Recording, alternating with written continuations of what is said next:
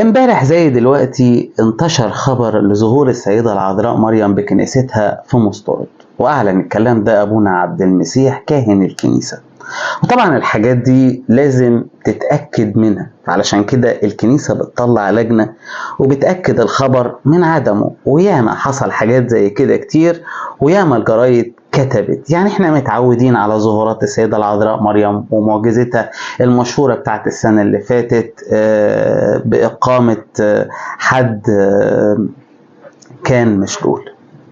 فاحنا متعودين على الحاجات دي، واحنا عندنا ايمان بالحاجات دي. بس مش عارف ليه المرة دي حاسس بلغط كتير جدا بيحصل على السوشيال، وناس بتخش لا يا عم ما تصدقش، ما تقولش. يا جماعة هي اول مرة، هي اول مرة، والناس فرحانة ودول داخلين انت مش عارف ايه، انت ازاي بتصدق؟ استنى يا عم، انا مصدق، انا مش محتاج لجنة تطلع، ولا محتاج الاخبار تكتب، ولا محتاج فلان يقول.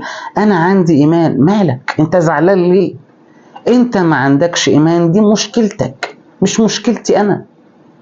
هي دي اول مرة يا جماعة؟ هات لي عيلة ايه، هات لي اسرة ما تبركتش بظهور العذراء وشافتها، او ما حصلهاش معجزة من السيدة العذراء. انا راجل سواق تاكس، انا بيركب معايا ناس كتير غير مسيحيين مسلمين، وبيحكوا لي عن معجزات حصلت لهم من السيدة العذراء مريم. انت متخيل؟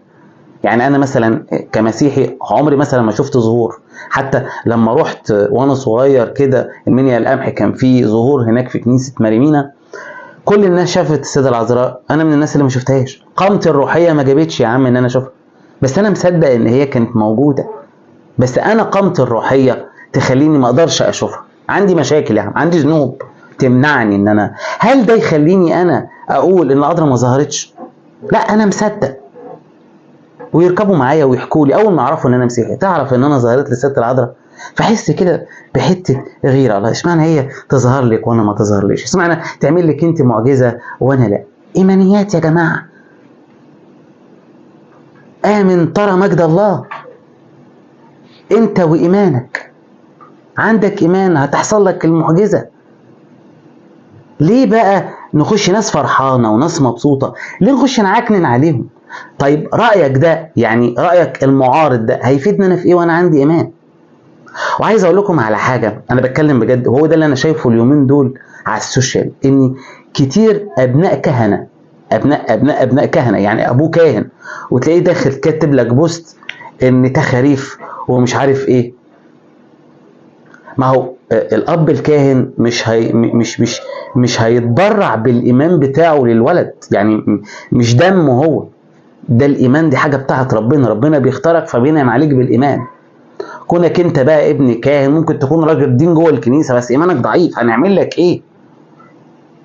زي مثلا انت بتخش تكتب ايه او تكتب حاجه وفرحان بربنا، انت مؤمن بيه، ويخش لك واحد من الناس اللي مش مؤمنين بربنا، مش هقدر اقول اسمهم لان الذكاء الاصطناعي ممكن يحظر الفيديو، مش عارف ليه، ويخش يكتب لك كلمه ان ربنا مش موجود اصلا. انت هتعمل معاه ايه؟ هتخش تجادله ولا تسيبه؟ هتسيبه بايمان.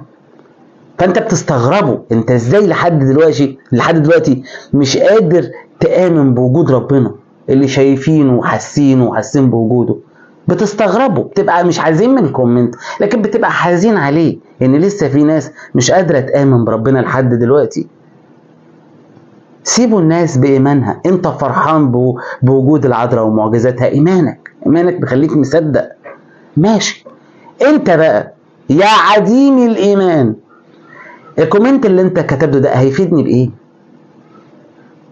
دي مشكلتك انت. عدم ايمانك بوجود المعجزة ده مش دليل ان المعجزة ما تمتش، وانت مش هتآمن غير لما يحصل معاك انت المعجزة. وهي بتختار الناس دي.